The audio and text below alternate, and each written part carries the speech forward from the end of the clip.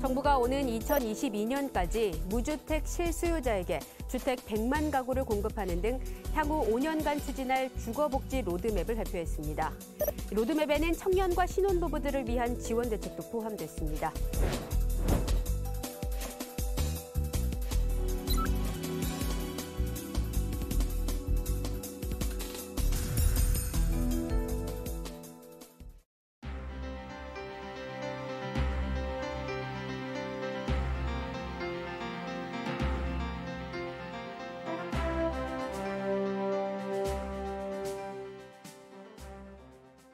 네, 여러분 반갑습니다.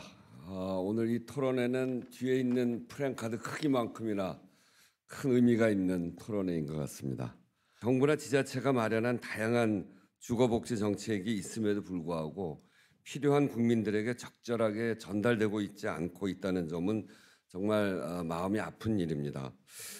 이러한 지적은 어르신이나 아동, 청소년 그리고 장애인 등 정보 접근성이 떨어지는 그런 국민을 대상으로 해서 적극적인 상담과 지원을 전문적으로 수행할 수 있는 주거복지 전문 인력의 필요성이 얼마나 필요한가라고 하는 것도 함께 제기되어지는 문제입니다.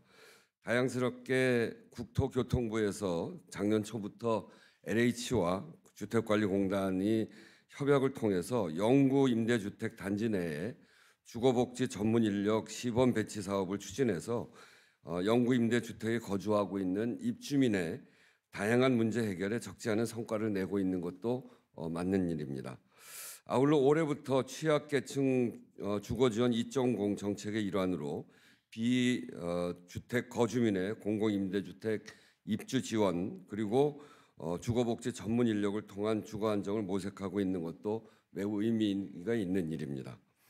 국민의 주거복지 향상을 위해서는 정부와 지자체가 추진하고 있는 주거복지 정책을 필요한 국민들에게 적절하게 전달할 수 있는 체계를 제대로 갖추는 것이 무엇보다 중요합니다. 이와 함께 주거복지 분야에 높은 전문성을 갖는 주거복지 전문가 인력 양성이 함께 필요한 것이죠. 국가 공인 민간 자격인 주거복지사 자격제도 추진 성과도 함께 확인해 간다면 향후 민관 협력을 통한 주거복지 수행에 혁신적인 그런 방법도 고안해낼 수 있는 단초가 마련될 수 있을 것이다 이렇게 생각을 합니다. 오늘 토론회에서 논의되는 우리나라 주거복지 정책과 관련된 쟁점과 토론 내용은 향후 우리나라 주거복지 정책의 방향을 설정함에 있어서 매우 질 높은 참고 자료가 될 것이라 저는 믿어 의심치 않습니다. 오늘 이 자리가 주거복지에 대한 국가의 책임성을 다시 한번 확인하고 강화하는 그런 자리가 되기를 바라면서 참석해 주신 여러분들 모두에게 감사의 말씀을 드립니다. 감사합니다. 2013년도에 처음 배출했던 주거복지사는 현재 총 2,500명을 넘어서고 있습니다. 아울러 2016년도에 설립준비위원회를 시작으로 출범했던 본협회는 작년도 국토부 인가를 받아서 사단법인으로 출범하게 되었습니다. 이는 주거복지사 여러분들의 열정적이고 전문적인 현장 활동에 힘입은 결과이기에 오늘 이 자리는 매우 기쁘고 감격스러운 자리가 아닐 수 없으며 이 자리를 빌어 관계자 여러분들의 노고에 경의를 표합니다. 협회 출범을 기념하면서 우리나라 최고의 주거복지 전문가님들을 모시고 주거복지 정책을 진단하고 주거복지 전문 인력의 발전을 모셔가는 자리를 마련하게 되어 그 기쁨은 더욱 큽니다. 오늘 토론회를 통하여 다양한 의견들이 제시되고 나아가 주거복지사의 발전 방향이 함께 논의되는 계기가 되기를 기대해 봅니다. 이를 위하여 오늘 발제해 주실 두 분과 권호정 교수님을 비롯한 6분의 토론자분들에게 다시 한번 감사를 드리며 우리 협회는 오늘 논의되는 소중한 의견들을 경청하고 전문성과 윤리의식을 겸비한 더욱 우수한 주거복지사가 양성되도록 하는데 최선을 다하겠습니다. 또한 앞으로도 이러한 논의 등을 통하여 우리 사회에 주거의 약자들의 권리가 보장되고 나아가 주거 안정을 통한 희망 한국을 이뤄가도록 하는데 적극 협력하겠습니다. 앞으로도 본협회의 활동에 많은 격려와 지지를 당부드립니다. 대단히 감사드립니다.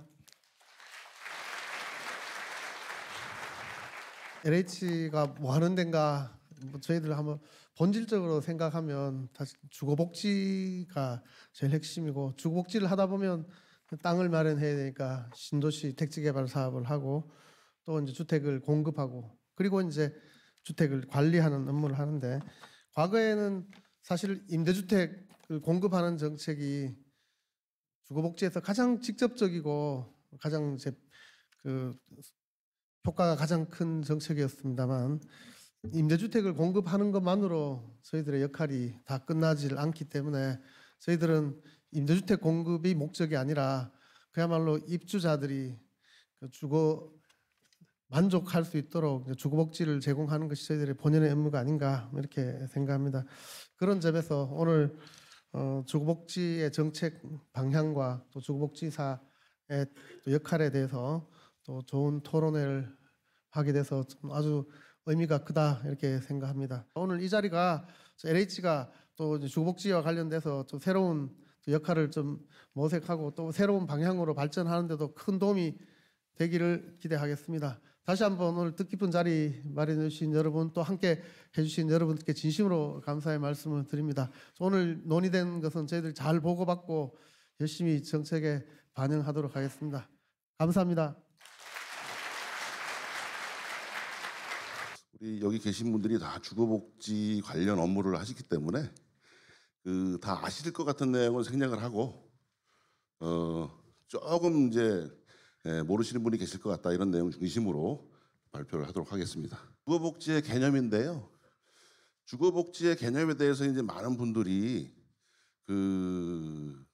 얘기를 하고 있습니다. 쉽게 설명하면 우리 하성규 교수님께서 알려주신 건데, 그 자력으로 건강한 또 쾌적한 주거 생활을 영위하지 못하시는 분에게 국가나 공공이 그런 주거 생활을 영위할 수 있도록 하는 게 이제 주거복지라 한다, 이렇게 말씀을 하셨습니다. 저도 거기에 적극적으로 동의합니다. 그래서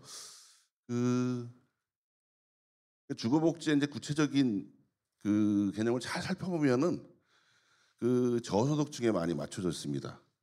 그래서 우리나라의 주거복지 정책 대상은 저소득층인 소득 분위로 따지면 1분위에서 4분위까지를 주로 이제 주 대상으로 가고, 그다음에 그보다 조금 그 소득순위 높은 5분위, 6분위, 7분위 이런 분들에게는 이제 민간 임대주택, 뉴스테이라든지 그런 이제 임대주택 정책으로 정책을 펼쳐나가고 있고요.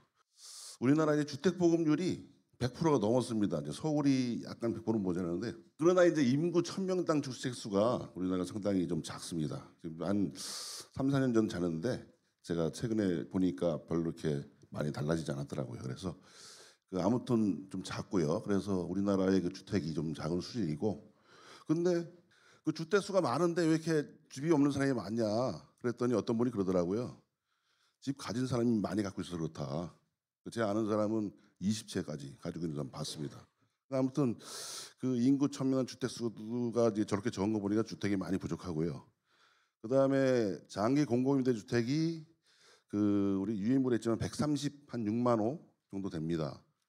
근데 그걸 제가 자료를 이렇게 찾다 보니까 그게 정확한 자료가 최근 자료가 없더라고요. 그래서 2017년 자료를 냈는데, 그중에 아까 우리 변창흠 사장님이 우리 LH가 관리하는 물량이 121만 호라 그랬어요.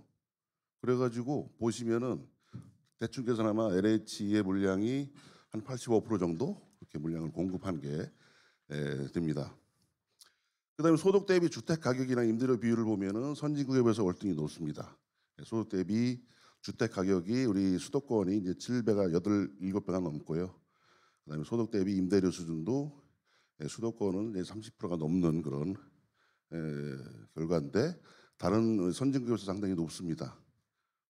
그다음에 비닐하우스나 쪽방, 여인숙, 지하주거, 옥탑방 이런 거주자 이런 데 사시는 분들이 또 많이 계십니다. 우리 맨 처음 2016년이 두 개가 있는데요. 2016년에 대충 추락해서 79만, 그다음에 17년에 뭐 32만, 28년에 조사할 때 37만 가구로 이제 추산이 됐습니다. 재고 현황 나오네요. 138만 한 7,000호 정도 되는데, 그 중에 이제 LH 물량이 좀 차이가 있네요. 121만 호 최근 자료로. 그 지자체가 한 26만 호 정도 이제 보유를 하고 있습니다. 여기에 그 10년 공공임대주택이 한 16만 7천 호, 8천 호 정도 되거든요. 근데 10년 공공임대주택은 소득 분위를 볼 때 한 7, 8, 9분위까지 거주하는 거기 때문에 그 저소득층을 위한 공공임대주택이라고 볼 수는 없지만 장기 공공임대주택의 재고에는 이제 들어갑니다. 만약에 이걸 빼면은 한 122만 원 정도요. 122만 원 정도. 그래서 그러면은 얼마나 우리 공공임대주택에 살고 어느 정도의 국민이 안 사는 거냐. 대충 계산해 보면은 우리 2018년에 우리나라 가구 수가 대략 한 1,937만 가구 정도 된다 그러더라고요. 그 중에 이제 1/4분위는 제가 정확히는 계산 안 해봤지만 한 1,000만 가구 정도 된다 이렇게 가정을 해보면 이 중에 이제 한 52%를 임차 가구라고 하면은 대개 이제 그 520만 가구잖아요. 거기에 그 좀 전에 말씀드렸던 이 10년인데 뺀 한 120만 호, 121만 호 정도가 이제 공공임대주택 거주한다고 치면은 380만 가구가 남습니다. 빼긴 하면. 그러면 이 380만 가구는 어디에 삽니까? 민간에서 전세 월세 사시고 계신 거예요. 대부분이 이제 비싼 월세를 살고 계시죠. 그럼 좀 이따 나오겠지만 공공임대주택으로 이 물량을 다 공급할 수 있느냐? 그게 쉽지 않거든요. 말씀드리겠습니다. 주거복지의 현 주소인데 요게 지금 그 우리나라 주거복지의 그 사업에 대해서 업무에 대해서 크게 이제 보여주는 표입니다. 공공임대주택, 주거급여, 금융지원 이렇게 세 가지로 크게 나눌 수가 있고요. 요거는 이제 주거복지 정책 동향입니다. 임대주택 확대 공급, 그다음에 신혼부부 주택 정책, 뭐 청년, 저소득층, 그다음에 도시재생 뉴딜, 사회통합형 이렇게 6가지로 우리 대통령께서 공약을 하셨고 거기에 따라서 2017년 11월 29일에 주거복지 로드맵을 국토교통부에서 이제 발표를 했습니다. 거기에 크게 이제 청년층, 신혼부부, 고령층, 또 저소득 취약가구, 그래서 공적 임대주택 연 17만 호 공급한다. 공공분양은 연 3만 호 분양을 한다. 그다음에 거기에 따른 택지 확보, 그다음에 특별 공급제도 개선. 여기에 대해서 하나하나 사업을 시행해 나가고 있습니다. 국토교통부가 로드맵만 딱 세워놓고 안 하고 있는 것이 아니라 사업을 지금 차차 하고 있습니다. 요거는 이제 주거복지 로드맵의 사업을 좀 더 세분화해서 보여주는 내용입니다. 사각지대 없는 주거복지망 구축, 그다음에 집주인과 세입자 간의 상생을 임대주택 등록 활성화, 그리고 주거를 통한 사회통합. 여기에 임대주택 등록 활성화가 이제 왜 들어가냐 이렇게 또 생각하시는 분들이 있어요. 아까 380만 가구 소득 4분의 2 이하 남아있다 그랬죠. 민간 전월세에 사시는 분들이. 이분들에게 주거비용을 물론 받는 분도 계시지만 그렇지 못한 분들이 많이 있거든요. 그러면 이분들이 사시는 주택을 임대주택으로 등록을 해놓고 좀 임대료를 좀 낮게 하면 결국 이분들에게도 어느 정도의 주거복지가 되는 겁니다. 그래서 임대주택 등록을 해야 되는데 아무튼 그 등록 실적이 그렇게 많지는 않습니다. 그 로드맵을 2017년 11월에 발표를 했지만 그 이후에 12월에 임대주택 등록 활성화 대책 마련했고 18년에 신혼부부 청년 주거지원 대책, 그다음에 또 취약계층 고령자 주거지원 대책 동년 10월에 또 하고 작년 10월 24일이죠. 아동 주거권 보장 등 주거지원 강화 대책. 거기에 이제 고시원 쪽방, 비닐하우스 여기에 사시는 비주택 거주자분들에게 특별 주거 지원을 해주는 것을 또 발표를 했습니다. 임대주택 공급 측면에서 보면은 그 2018년부터 보시면은 연 21만 호 정도를 공급을 하고 있어요. 그래서 굉장히 많은 물량을 공급하고 있다는 것을 보여주고 있습니다. 그다음에 신혼부부 22년까지 총 88만 가구 주거 지원을 해주는데 신혼부부는 공공임대주택 유형을 보시면은 대부분이 우대입니다. 그래가지고 들어갈 수가 있어요. 어느 공공임대주택도. 그 다음에 청년층 보시면 2022년까지 총 75만 가구 이제 주거 지원을 해주고요. 청년들에 대한 혜택들도 많이 있습니다. 그다음에 고령자에 대한 거는 약간 좀 부족한데요. 신혼부부나 청년에 비해서는 이제 공공주택 지원 5만 호, 그다음에 취약계층은 2020년까지 38.5만 호를 공급한다고 이렇게 계획을 잡고 있습니다.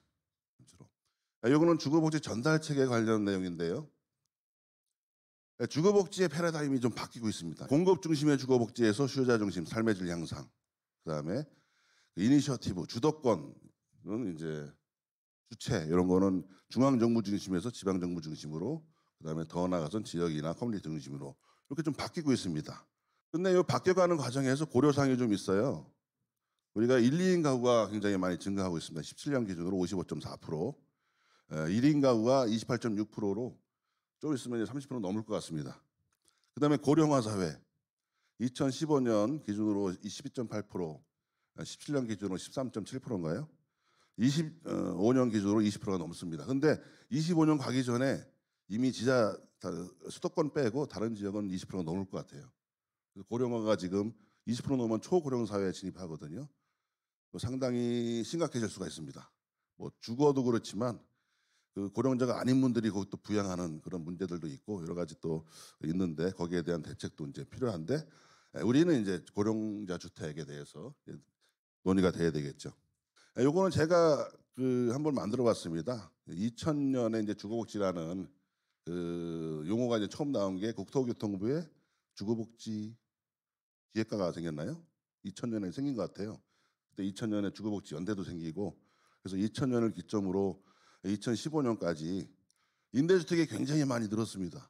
그 이전에 임대주택은 얼마 없었는데 국민임대가 들어오면서 임대주택이 굉장히 많이 재고량이 확대됐죠. 그래서 공공임대주택 재고량 확대 중심의 시기, 중앙정부 중심의 이니셔티브라고 볼 수 있다면은 2015년을 기점으로 2016년부터는 그 좀 더 바뀌는 수요자 중심의 주거복지로 바뀌었습니다. 왜 그러냐면은 2015년에 주거기본법이 제정이 돼서 12월 24일부터 시행됐고요. 2015년에 굉장히 많은 법들이 통폐합이 됐습니다. 뭐 이 민간 임대주택 특별법이라든지 공공임대주택 특별법이 그때 다 재개정이 됐고요. 그래서 2015년까지 중앙정부 중심 임대주택 재고량 확대됐다면 16년부터 21년까지는 물론 임대주택은 지속 공급해야 되지만 공간과 금전적 주거 안정 또 주거복지 기반을 확대하는 또 중앙정부 중심의 어떤 그런 주거복지 정책이 돼야 되지 않나. 그게 이제 한 5년 정도 흐르면은 커뮤니티 확대, 주거복지 안정기 뭐 이렇게 흘러가지 않나 이렇게 보고 있습니다. 다른 분들은 동의하실지 모르겠지만 그래서 향후의 주거복지 방향은 공공임대주택 공급은 지속이 돼야 됩니다. 임대주택이 부족하기 때문에. 근데 이제 건설임대는 조금씩 비율이 줄어들고 매입임대와 전세임대가 이제 점점 늘어나고 있죠. 전세임대는 이제 사시는 분이 구해서 상관이 없는데 매입임대는 사업자가 이제 매입을 해야 됩니다. 매입할 주택이 이렇게 많은지 어쩔지 모르겠지만 아무튼 이것도 나름대로 문제점을 가지고 있습니다. 늘어나게 돼 있습니다. 계속 늘어나고 있습니다. 주거급여를 이제 올해 100만 가구까지 확대하겠다고 계획을 잡고 있고요. 그다음에 취약계층, 특히 이제 집안인 집에 사는 분들을 위한 우리 주거사회 정책이 지속될 것 같습니다. 그다음에 이 청년주택, 이 청년을 위한 주택을 많이 공급을 하고 있는데 이 고령화를 대비해서 고령자형 주택의 비율을 조금씩 늘려야 되지 않을까 생각이 됩니다. 그다음에 주거복지 전달 측의 측면에서도 마이홈센터를 이제 확대를 해야 됩니다.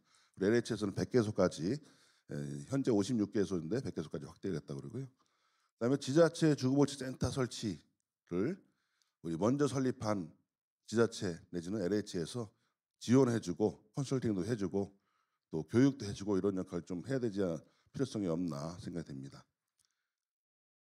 그다음에 영구임대 단지에 지금 현재 시범적으로 15개 단지만 운영을 하고 있는데요. 한 단지당 한 명씩 배치가 되어 있습니다. 그래서 상당히 힘들게 일을 하고 계신데 여기에 대해서도 다른 임대주택은 필요 없는 건지 그래서 올해부터는 매입 임대주택까지 확대해서 하기로 했습니다. 그래서 매입 임대 단지가 굉장히 흩어져 있기 때문에 많은 또 인력이 필요합니다. 거기에 주거복지 전문 인력이 가서 하셔야 되는데 거기에 대해서 어떻게 교육할지 뭐 이런 것들은 이제 은산은순 교수님께서 또 하실 겁니다. 지역의 주거복지를 강화해야 됩니다. 거버넌스도 확대해야 되고 또 지역 커뮤니티를 확대하는데 여기에 따른 또 전문가 양성 또 이런 문제들이 또 생기게 되죠.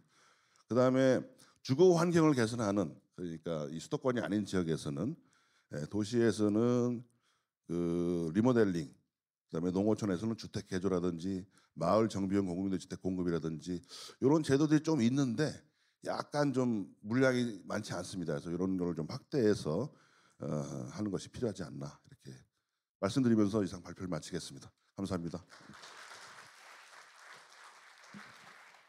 제가 오늘 발표드릴 내용은 주거복지 전문 인력의 그 업무와 또 역할 이런 것들 굉장히 상당히 많은데요.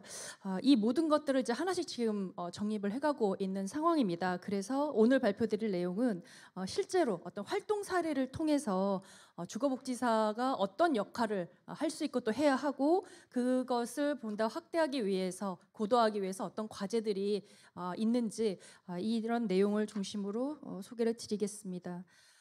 먼저 주거복지사 자격제도는 여기에 주거복지사도 있으실 거고 또 현장에서 실제 업무를 하시는 분과 또 그렇지 않고 이제 처음 들으시는 분도 같이 있으시라고 봅니다. 그래서 앞서서 말씀드렸듯이 이 주거기본법에서 이 주거복지 전문 인력의 양성 그리고 업무 범위, 채용 배치에 관한 내용들은 이미 이 법제화가 되어 있습니다. 그래서 그 동시행령에서도 그 주거복지 관련 공인 민간 자격에 대한 언급을 하고 있고요. 규정이 있고요. 그다음에 주거복지 업무에 대한 내용도 5가지로 해서 기타까지 6가지로 해서 제시를 하고 있습니다. 그리고 시행규칙 4조에서도 뭐 이렇게 채용할 때 어떤 점들을 반영할 것이냐 일단 뭐 가산점 정도 그 제시를 하고 있는데 그래서 초기에 만들어진 이 주거기본법 이 주거복지 전문 인력에 관련된 내용들은 저희가 국가공인 민간을 하는 이제 그 단계에서 어떤 초기의 그 규정이라고 볼 수가 있습니다. 그러니까 이 부분이 이제 저희가 마지막 제가 결론에서 말씀을 드리겠지만 조금 더 그 정밀하게 또 조금 더 이 구체적으로 좀 제시가 될 필요가 있겠다라는 것들을 사례에서 도출한 내용을 중심으로 소개를 드리고자 합니다.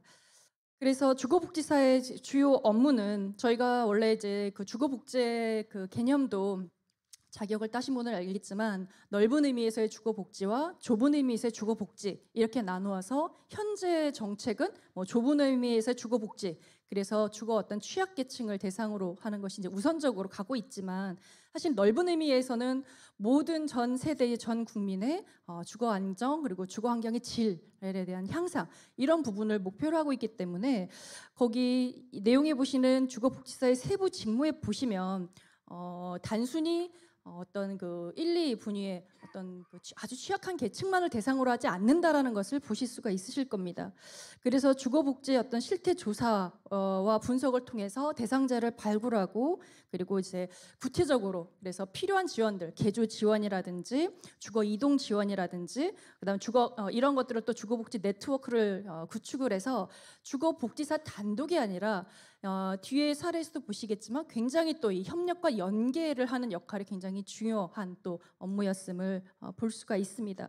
그래서 마지막에 결국 이 각각의 어떤 지역적인 또 만약에 한 주택 단위의 를 계획을 한다면 그 각각의 지역과 혹은 주택 단위와 여기에서 필요한 사업의 어떤 기획들 이런 것들을 제안할 수 있는 이런 어떤 역량과 그 직무들을 저희의 세부 직무에서 찾을 수가 있습니다.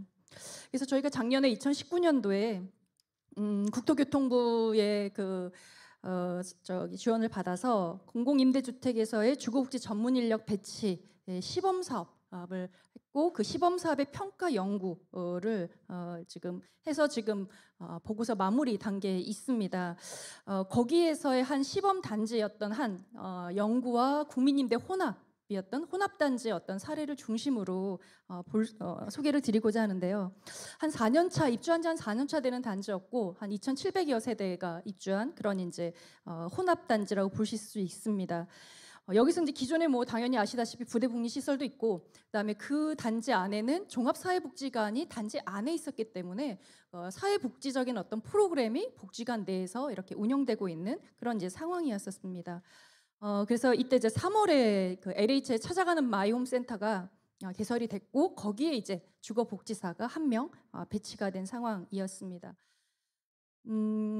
그래서 이제 당시 이제 LH에서 이 배치 시범 사업을 하면서 이 1명의 주거복지사가 가서 할 수 있는 업무, 어떤 업무를 할 것인지, 그래서 그런 핵심 고유의 핵심 업무와 특허 업무라고 하는 명칭으로 이렇게 그 추진 현황에 대한 내용들을 방향 제시를 했었고, 그걸 기점으로 해서 어떤 기본 방향을 주거복지 그 서비스의 어떤 기획과, 그리고 그거에 대한 어떤 사례 관리, 그리고 주거복지 서비스의 어떤 제공과 연계 업무, 마지막으로 이런 걸 위한 지역사회 네트워크 구축, 네, 이런 부분들을 구분을 해서 제시를 했고, 배치된 주거복지사는 이거를 일단 토대로 해서 본인이 이 단지에서 수행을 해야 되는 주거복지의 어떤 그 업무 부분들을 계획을 수립한 형태입니다.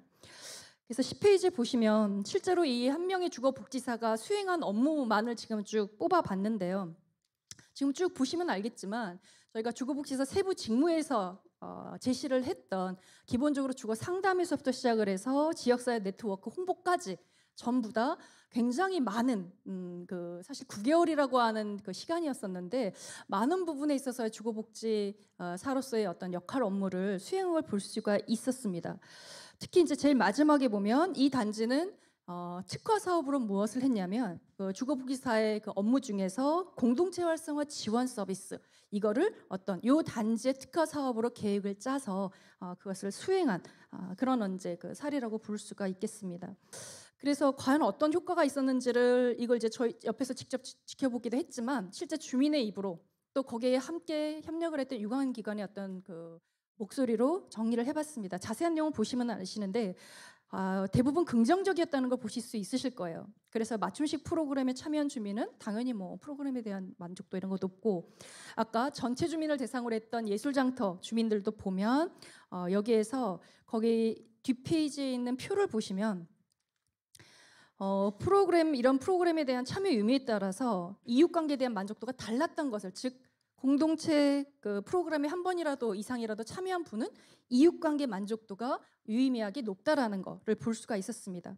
그리고 소통과 화합에도 이런 특화 사업을 했던 커뮤니티 프로그램이 도움이 됐고, 행복도 상승했다라고 하는 게 98%가 나왔습니다. 그래서 이후에도 이런 행사가 지속적으로 있으면 좋겠다라고 하는 요구까지 보이고 있었다는 거죠.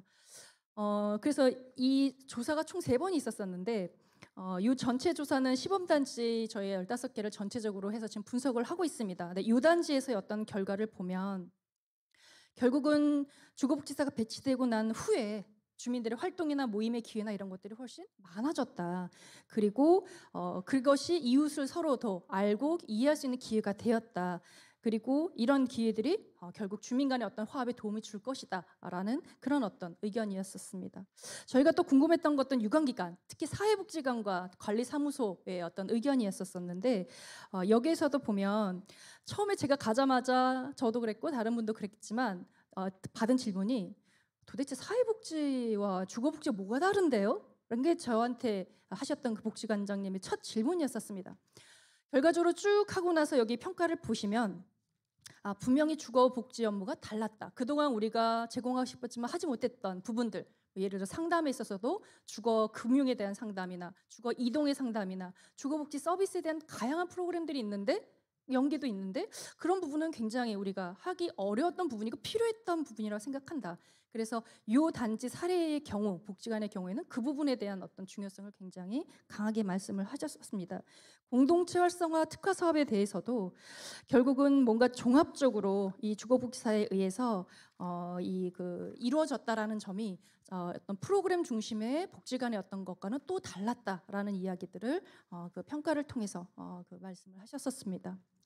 결국은 이 한 단지의 혼합단지 주거복지사 배치를 통해서 본 시사점을 본다면 주거복지 기획가로서의 어떤 주거복지사의 역할을 저희가 생각을 해볼 수가 있었었고, 그래서 이 어떤 발굴을 하고 연계하고 협업하고 평가하는 측면까지 사실은 이런 일련의 저희가 주거복지 직무에서 보여주고 있는 그런 시나리오를 이 주거복지사가 물론 여기서 상황이 짧은 기간에 또 한 명이라는 인력으로 굉장히 힘든 상황이었지만 충분히 그런 가능성과 중요성을 보여줬다라고 볼 수가 있습니다. 그리고 거시적인 차원과 미시적인 차원에서의 어떤 주거복지 기획에 필요한 자원들을 굉장히 다양한 범위 내에서 탐색을 할 수 있었다, 가능했다라는 점.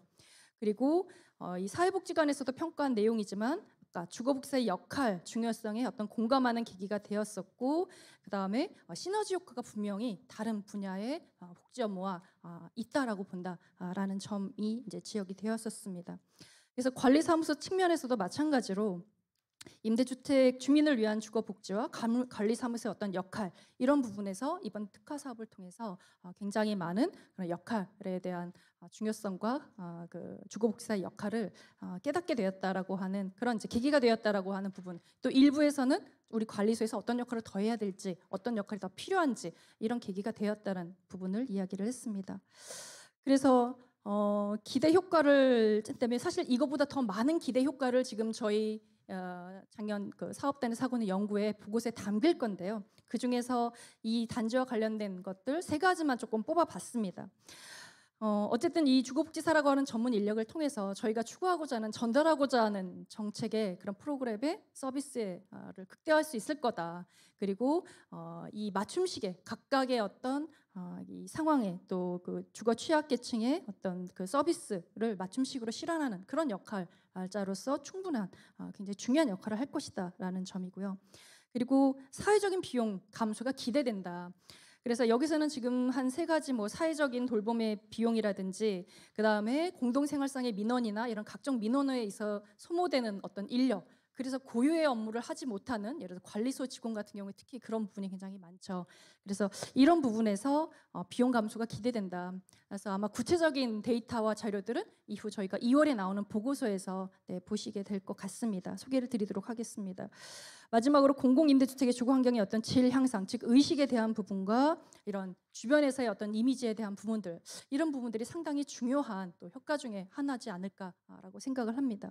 그래서 마지막으로 이런 내용들을 토대로 사실 이게 가장 중요한 내용이긴 한데 이 과와 이걸 실현하기 위해서 앞으로 더 남은 과제들이 많은 것 같습니다.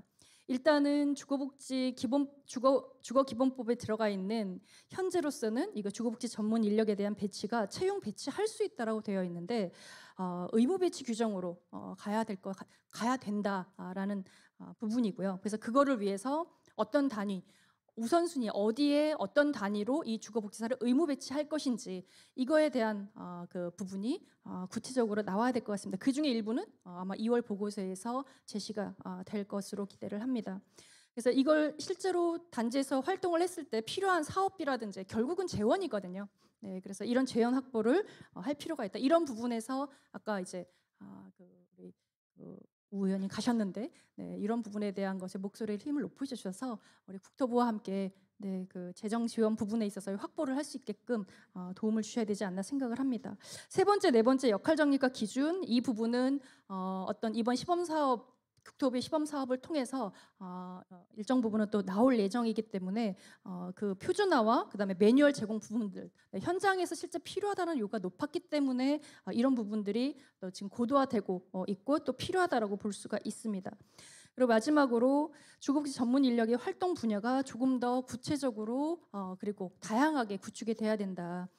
그다음에 배출만 될 뿐만이 아니라 지금 저희 자격사업단에서는 물론 보수교육도 운영을 하고 있지만 실제로 실무에 계신 분들은 주거복지 업무를 기존에 하고 계셨기 때문에 상관이 없지만 처음 진입하시는 분들을 위한 그런 과정들도 필요할 것 같다. 그래서 인턴십 과정이라든지 혹은 기존 분들도 뭔가 고도화 심화된 그런 업무를 수행하기 위해서 필요한 실무교육 그런 것들이 뭐 워크숍을 통해서 한다든지 아니면 정말 현장 중심적인 교육이 된다든지 이런 것들을 뭐 주거복지 아카데미라든지 뭐 이런 형태로 해서 더 많이 개발될 필요가 있겠다라고 제시를 하는 바입니다. 제 발표는 여기서 마치도록 하겠습니다. 감사합니다. 오늘 사실 굉장히 중요한 정책 토론회를 개최하게 돼서 종합토론 좌장을 맡은 사람으로서 굉장히 기쁘고 감사하게 생각합니다. 제가 많은 토론회 좌장을 맡고 또 이런 주거복지에 관련되는 논의를 할 때 이 토론하시는 분들이 대충 누이 좋고 매부 좋은 식으로 칭찬만 많이 하시는 경우가 있습니다. 그런데 사실은 오늘은 칭찬도 해야 되고 격려도 해야 됩니다. 반드시. 그러나 쓴소리도 해서 우리가 가지고 있는 문제점이 뭐고 또 앞으로 발전하려면 어떤 것들을 우리가 보완해야 되느냐 하라고 하는 좀 진솔하고 솔직하게 논의를 해주시면 좋겠다는 말씀을 먼저 드립니다. 그럼 먼저 권호정 교수님께 마이크를 넘깁니다. 여러분들 여기서 주거복지사 따신 분들 많을 텐데 아마 자격검정단에서 치르는 공인 시험을 치러서 이렇게 주거복지사 협회에 가입하는 데까지 이르셨을 거라고 생각이 듭니다. 사실 누구보다도 주거복지사분들이 자격증을 취득한 후에 양질의 좋은 일자리를 새롭게 창출하고 향후에 이 전문 분야를 잘 개척해 나가시기를 바라는 마음이 가장 간절한 사람이 저라는 거를 저는 얘기할 수 있습니다. 그만큼 저는 이 일에 8년간 매달리면서 상당히 노력을 기울여 왔고 그런 차원에서 이 주거복지사가 제가 지향하는 점이 있었습니다.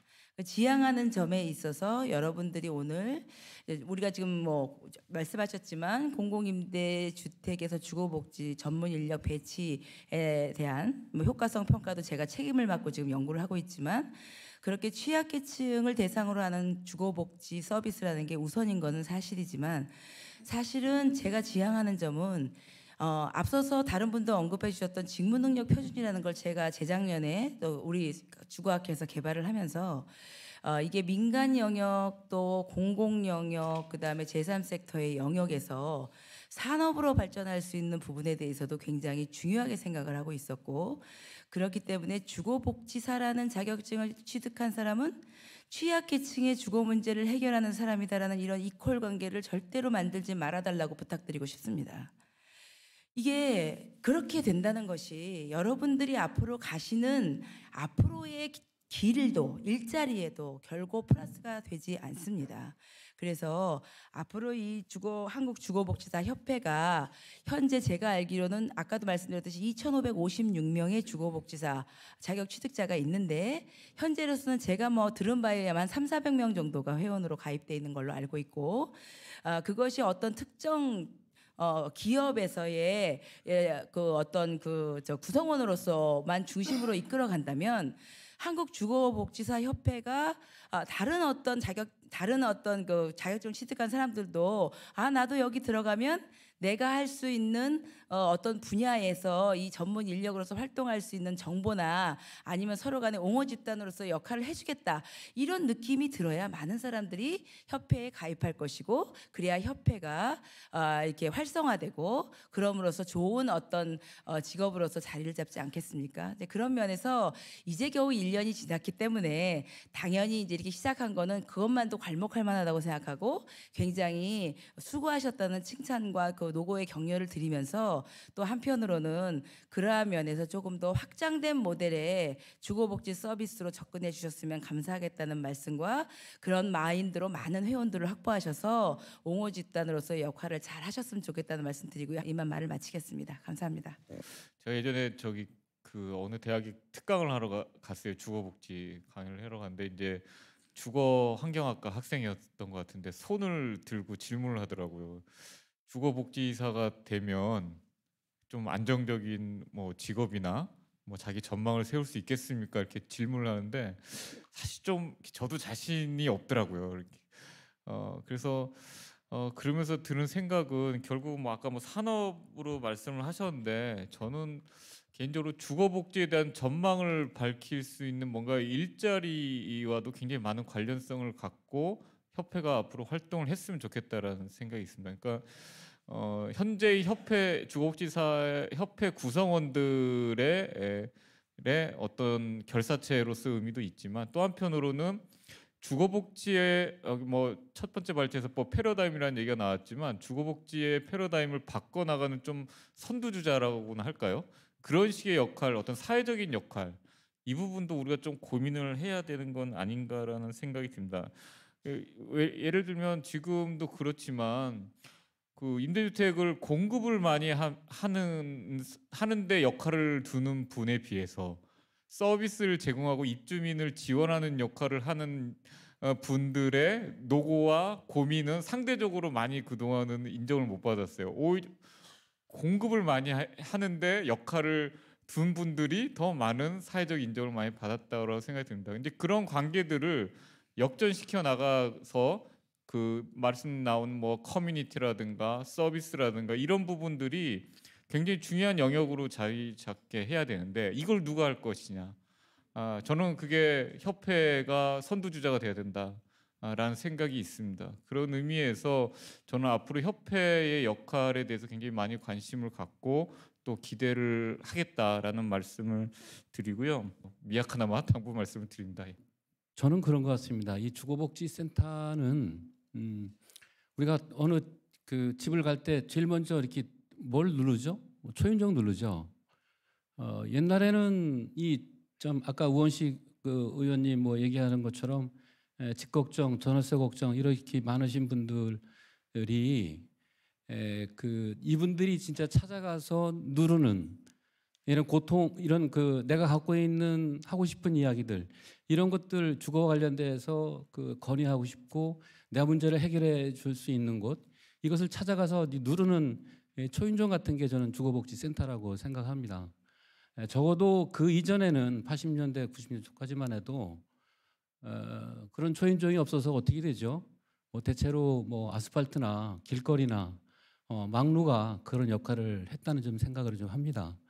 이제는 아까 그 여러 내빈들께서 말씀을 하시는 과정을 보니까 뭐 저희 단체도 좀 연관을 좀 갖습니다. 이런 좀 뭐 빈 공가도 하지만은 동작 주거복지센터를 지금 3년째 운영을 하면서 서울에서 지금 이를테면 고시원에서 조금 우선적으로 좀 손을 좀 보고 거기 계시는 사람들의 상담이나 교육이나 안전망 구축을 위한 어떤 접촉이 필요한 곳을 우선적으로는 좀 뭐랄까요 그 화재 이거 없는 것 이런 것 위주로 좀 하는데 저희 법인이 있는 그 동작은 한 80개가 좀 있습니다. 그 옆에 이제 관악구가 한 400여 개 이상 돼서 우선 좀 집중돼 있는 곳을 동작구청 혹은 해당 구청 또 서울에 있는 25개의 주거복지 그 자격증을 전문 인력 갖고 계신 분들이 전 현장을 가서 그 조사를 좀 하는데요. 뭐 이런 것들이 좀 많이 늘어나고 있는 하나의 좀 단초라고 좀 생각이 좀 들고요. 또 이제 요게 이제 그 다음 단계로 넘어가게 되면은 아까 설명도 이제 일부 있습니다만은 한 90만 원까지 이사 지원도 좀 하고 그리고 또 가장 그 좀 맥락을 좀 갖는 것들이 이런 것 같더라고요. 설명을 좀 들어보니까 전 단순히 전 이게 매입임대나 전세임대와 같이 빼는 문제뿐만이 아니라 좀 그 정착을 좀 관리시켜 나가는 이런 부분들이 과거에 비해서 많이 늘어나고 있다 하는 생각을 좀 갖습니다. 한 가지 마지막으로 말씀드릴 게 저는 운영이라고 좀 생각합니다. 과연 지금 지자체가 혹은 또 이 어떤 풀뿌리 단위에서 주거복지센터를 만들어내고 그 초인종을 많이 누를 수 있도록 이렇게 역할을 해나갈 수 있는 부분들이 과연 얼마나 될까? 그렇지 그게 좀 보이기가 좀 쉽지 않거든요. 적어도 그런 부분에서는 저는 좀 지자체 역할들을 할 수 있도록 역할을 할 수 있도록 어떤 뭐 인센티브라든가 또 어떤 기회를 만들어내는 어떤 정책적 변화가 좀 필요하다고 보는데 아직은 좀 그렇지 못한 것 같습니다. 그래서 지자체의 역할들을 할 수 있도록 하기 위해서는 2007년도까지 주거복지인 한마당 때 전 그 지자체 인센티브 방식을 통해 갖고 양적 질적 그 조사를 통해 갖고 그 포상을 하는 제도가 있었습니다. 그러니까 지금 현재 그 중앙 그 국토부에서 지자체와의 어떤 그 정책을 연결을 하고 주거복지센터를 설치시켜 나가는 어떤 고리 역할 또 지원 역할 하는 부분들이 기존에 있는 제도가 지금 그냥 없어 물론 사라졌지만은 이것을 다시 회수를 해서 행정안전부로부터 좀 어떤 협의가 됐든 가져와서 주거복지센터를 지자체 단위에서 확산시켜 나가는 그런 역할을 하는데 정책 제도의 변화 모색이 돼야 되겠다는 그런 생각을 좀 갖습니다. 네, 이상입니다. 지자체하고의 협업 말씀하셨지만 사실은 작년에 굉장히 좋은 모델이 나오긴 했어요. 작년 4월 11일에 경향신문에서 시흥시 정황본동을 보도를 했거든요. 아동 주거 문제가 너무 심각하다. 지자체 안에서 우리 문제가 너무 심각하다라는 게 이제 공개적으로 조사를 해서 이제 경향신문이라는 언론에 나왔고 그거를 국토부에서 보고 국토부 장관님이 보시고 대책 마련하라고 해서 근데 그 결과가 결국 지자체에서 시작된 게 10월 24일 날 지금 고시원이나 쪽방 조사하고 있는 아동 주거권 보장 등 주거 지원 강화 대책으로 작년에 10월 24일 날 나온 거였죠. 그러니까 지자체하고 중앙정부하고 협업을 통해서 그런 이제 모델을 만들어냈던 건데 그리고 어제 우연히 찾아보니까 지자체에게 그 비주택, 쪽방, 고시원 등에 사는 사람들을 발굴하라고 하면서 인력과 예산을 하나도 배정하지 않은 거예요. 지자체뿐 아니라 그 쪽방은 쪽방 상담소에서 그 사람들을 찾아내야 되는데 인력과 예산의 배정이 하나도 없으니까 결과적으로는 어떻게 됐냐면 저희가 이제 용산구에 있는 쪽방촌을 얘기를 들으니까 조사가 제대로 안 됐다는 거죠. 결국은 사업이 되게 하려면 굉장히 선한 의지도 중요하지만 인력과 재정이 필요한 것인데 그런 것들이 이제 주거복지 영역에 제대로 되고 있는지와 관련해 가지고 사실 주거복지 전체 예산이 2조가 안 되잖아요. 우리나라 뭐 500조 예산이라고 하는데 이것들이 대부분은 또 주거급여고 이런 상황에서 그 주거복지사나 뭐 이런 것들의 활동이 매우 제약될 수밖에 없다고 생각합니다. 그래서 무엇보다도 주거복지 전체적인 이 파일을 키우는 거 예산과 인력 그래서 이런 부분 그러니까 이런 거잖아요. 공공임대주택도 공급 단계에서만 예산이 그나마 들어가고 운영 관리 단계에서는 전혀 예산이 거의 없고 뭐 연 500억 정도 뭐 고치는 비용 정도만 간신히 나오는 이런 상황인데 그 미국은 우리나라처럼 공공임대주택이 한 100만 호인데 연간 그런 소요 예산이 7조에서 8조 정도 들어가거든요. 근데 사실 미국에서는 그것도 부족하다 그래서 요번에 획기적으로 뭐 더 예산 투입하자 이런 얘기가 나오는데 우리는 지금 주거복지 쪽에서 예산이 너무 없으니 사실은 뭐 주거복지사를 배치하거나 이런 것도 시범 사업에 그치고 이게 얼마나 확대될지가 굉장히 불확실한 그런 상황이라고 보여집니다. 그렇게 되니까 쪽방촌 사람들에게 결국 그 손길이 닿지 않고 이런 상황이기 때문에 사실은 국토부에서 많은 노력을 하고 계신 건 알지만 그러니까 주거복지 쪽에서의 인력과 예산의 배정을 뭐 국토부뿐 아니라 저희 모두가 좀 함께 이 부분이 해결이 되어야 우리의 주거복지 문제가 해결되지 않나 싶습니다. 네, 마치겠습니다. 예, 주거복지사 제도가 이제 더 발전을 하기 위해서는 이제 지금 가장 우려하는 것이 직업과 관련된 그런 부분이잖아요. 그래서 그 부분을 어떻게 해결을 할 수 있을까를 이제 고민을 제가 해봤는데 일단 뭐 단기적으로 생각을 해보면 저희가 이제 저희 LH가 가지고 있는 아파트 단지가 한 1,060개 정도 됩니다. 그리고 매년 새롭게 입주하는 게 한 50개, 그리고 기존 단지 중에서 다시 이제 계약을 하는 게 한 50개. 그래서 새로 계약하는 게 한 100개 정도 되고요. 기존 것들이 이제 갱신 계약되는 게 한 1,000개 가깝게 되는 거죠. 그래서 만약 이제 지금 제가 이제 고민하고 있는 것이 공동주택 관리의 혁신 방안을 지금 고민을 하고 있는데 그 부분에는 이제 복지에 대한 주거복지에 대한 서비스가 좀 더 강화돼야 된다는 측면으로 방향을 설정을 하고 있거든요. 그래서 이쪽 부분에 대해서 그 새롭게 업체 이제 관리 업체를 선정을 할 때 이 주거복지사의 자격을 가진 그런 업체를 좀 더 우대를 한다든지 또 이미 우리가 1,060개 정도의 관리소가 있으니까 매년 저희가 평가를 합니다. 관리 평가를 해가지고 포상도 하고 가점도 주고 그러거든요. 그래서 그런 부분에 대해서 평가를 할 때 주거복지사를 둬서 그 활동이 있는 경우는 좀 더 우대를 한다든지 뭐 이런 식으로 해서 자연스럽게 유도를 하면 좀 더 이 주거복지사가 좀 더 크게 나갈 수 있지 않을까 이런 생각이 들고요. 또 이제 좀 더 근본적으로 가면 주거복지사가 직업이 제도화되려면 상당히 좀 어려운 부분이 있는데 한 가지 이제 예를 들어보면 이런 게 있을 것 같아요. 영구임대 단지 같은 경우는 이제 사회복지관이 있어서 사회복지관에 이제 사회복지사들이 들어가도록 돼 있잖아요. 그래서 그 건설 기준에 관한 규정에 보면 영구임대 몇 호를 지면 복지관을 몇 제곱미터 이상 져라. 뭐 이런 식으로 돼 있어서 가장 적용할 수 있는 사례가 될 걸로 보여지거든요. 그래서 국민임대 같은 경우에는 이제 전혀 복지와 관련된 시설이 없으니까 건설 기준에 관한 규정이나 이런데 국민임대 주택을 몇 호를 지면 몇 제곱미터 이상의 주거복지센터를 지어라. 뭐 이런 규정화되면 그 규정에 따라서 장소를 설계를 하고 건설을 하고 그리고 그것에 대한 운영은 다시 이제 복지관처럼 지자체에 넘기거나 뭐 복지기관에 넘기거나 그래서 지자체나 국가에서 그런 재원을 지원하고 저희나 복지기관이 들어가서 같이 합동으로 근무하는 그런 형태가 되면 좀 더 제도화되지 않을까 생각이 듭니다만 이거는 뭐 상당히 이제 제도적인 문제니까 상당히 시간이 많이 소요될 걸로 보여지는데요. 어쨌든 그런 방향으로 추진을 하면 좀 더 활발하게 이 주거복지사 제도가 활성화되지 않을까 이렇게 생각을 합니다. 그래서 다른 것도 오기 전에 제가 이제 여러 가지 생각을 하긴 했었는데 쭉 발표하시는 내용들을 듣다가 보니까 가장 현실적으로 좀 더 발전할 수 있는 방향이 이것이 아닐까 해서 말씀드렸습니다. 예, 감사합니다.